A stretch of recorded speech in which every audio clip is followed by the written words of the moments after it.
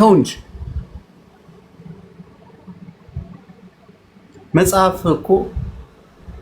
መጽሐፍ ቅዱስ እኮ የሚለው ነገር አለ።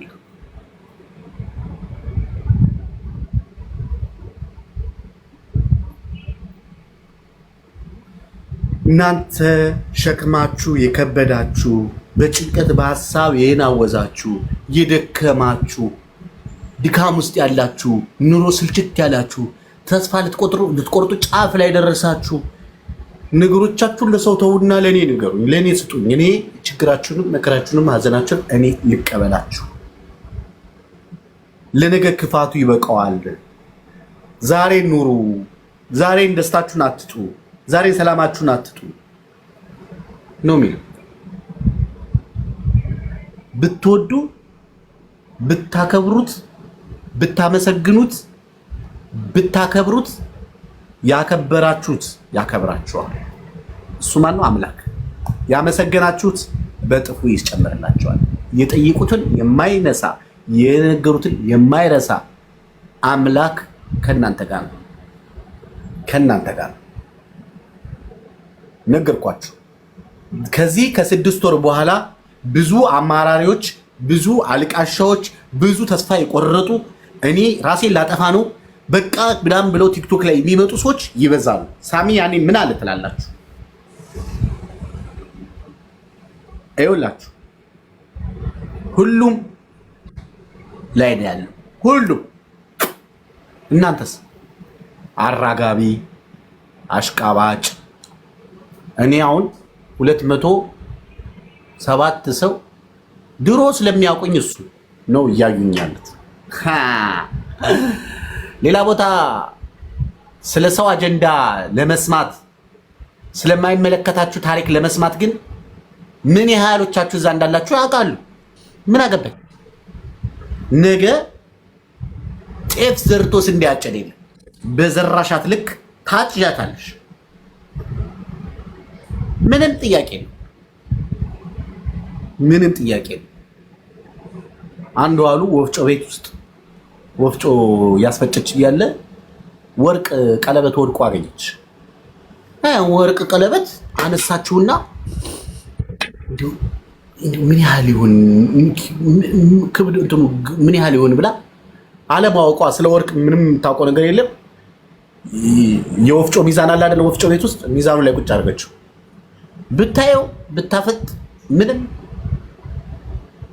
የሚሆን ነገር የለም። ከዛ የሚመዝነው ልጅ የእህል ወፍጮ ነው ይሄ አሁን ያረግሽውን ያስቀመጥሽው ወርቅ አይመዝነው፣ የወርቅ ሚዛን አይደለም ይሄ የወፍጮ ሚዛን ነው፣ የእህል ሚዛን ነው፣ የእህል ሚዛን ነው አለ።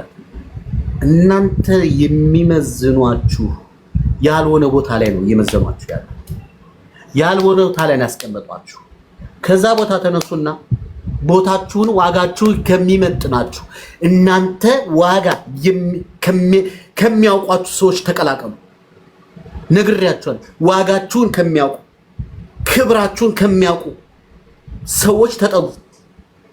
ዝም ብለሽ ያልሆነ ቦታ ውስጥ ነው ያለሽው። እዛ ብትፋጠጪ ምንም ጥቅም የለም። ለውጥ አይመጣም። ህይወትሽ አይቀየርም። ምንድነው አንቺ ሚውት ብታደርጊ ምን ትሆኛለሽ?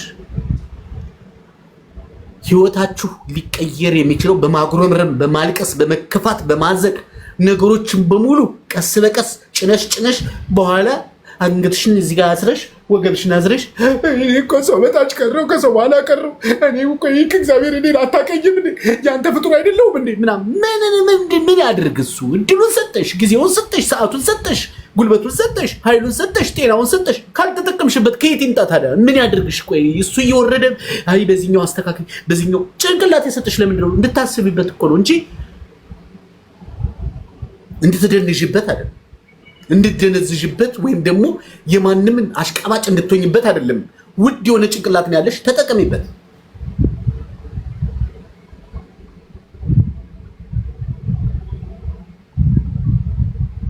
ተጠቀሚበት።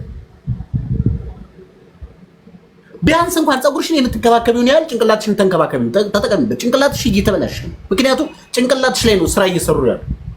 አንቺ ያንዷ መሰደብ፣ ያንዷ መዋረድ፣ ያንዷ መጣላት፣ ያንዷ ማግኘት፣ ያንዷ መፈንጨት ምን ቤት ነሽ? እስኪ መልሱልኝ። ምን ቤት ናችሁ እናንተ? ማን ናችሁ? ምንድን ናችሁ?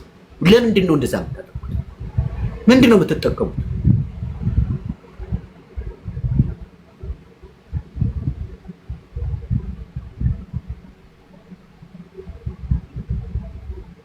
አንተ እኮ የሚያናድድ ነገር የለም አልሽ።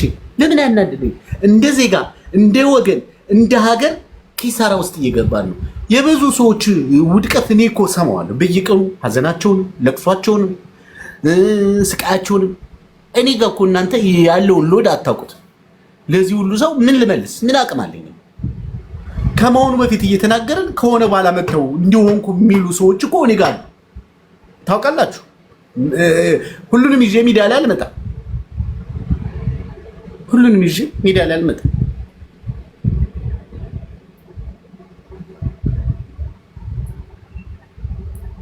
ሰሞኑን ሳውዲ አረቢያ ላይ የ15 ዓመት ህፃን ልጅ ደፍሮ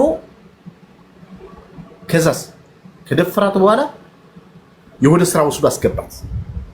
ካስገባት በኋላ እርጉዝ መሆኗ ታወቀ። አርግዛለች። ከዛስ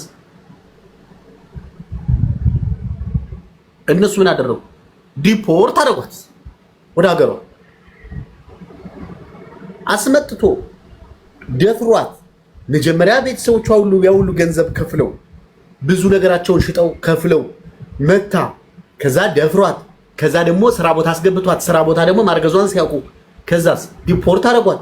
ቤተሰብ እዛ እርጉዙን አላቸው መጣች። እዳቸውን ሳይመልሱ ቤተሰብ አሽቀንጥሮ ጣላት። የሄድሽው ሰርተሽ ልታመጭ እንጂ አርግዘሽ ልትመጭ ነው ወይ? ትክክል ናቸው፣ ትክክል ናቸው።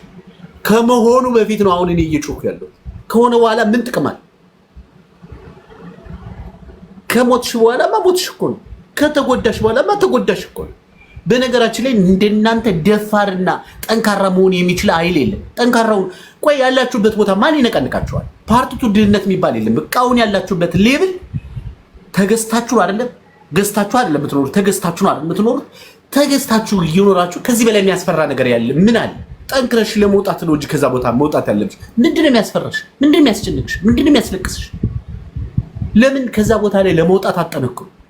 ለምን ሌሎች አይናቸውን ቅንድባቸውን ላሽተው እንደገቡት እናንተም ለምን ብልጣት ነው? እስኪ መልሱ። እነሱ እኮ ቅንድባቸውን እኮ ላሽተው ነው የገቡት። ለመዱት እኮ። አሁን ማን ለመደ? አሁን እኮ ተለመደ። ምን ጥያቄ አለው? ምን ጥያቄ አለው?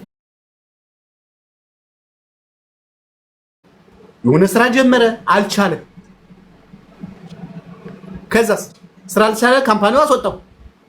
ተንገላቶ ተሰቃይቶ ከዚህ መከራውን አይቶ ከሷም ሳንቲም እየወሰደ ምናምን ብዙ ቃራማውስ ገብቶ ገንዘብ አጥቶ ተቸግሮ ጎዳና እስከ መተኛ ደርሶ ከዛ አላዌር ሂድና እጅን ስጥና ያሳፍረዋል አሉት። እሺ ያለና አላዌር ሄዶ እጁን ሰጥቶ አሻራ ዲፖርት ተደረገ። አዲስ አበባ በገባ በሶስተኛ ቀኑ ሞተ። ቤተሰብ ምን አላት? ከዚህ በኋላ በልጃችን ሞት አንቺን ነው የምንጠይቅሽ፣ የገደልሽው አንቺ ነሽ ነው።